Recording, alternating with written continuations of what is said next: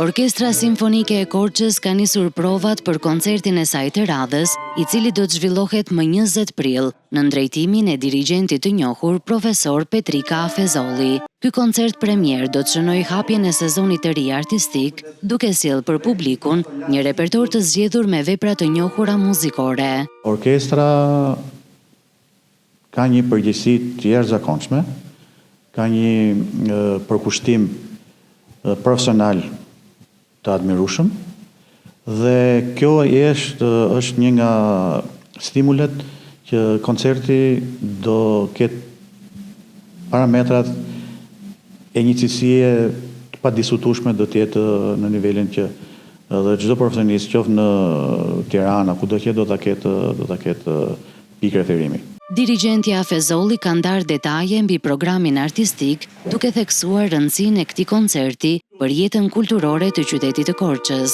Një suitë nga filmi Skënderbeu, e Ziri Dove dhe Zades, janë disa numra nga Kujtim Lara, numër pikant, jo filmi Në fillim verës, Liria vdekje. Pastaj kalohet e baza, po themi, profesionale e krimtarisë.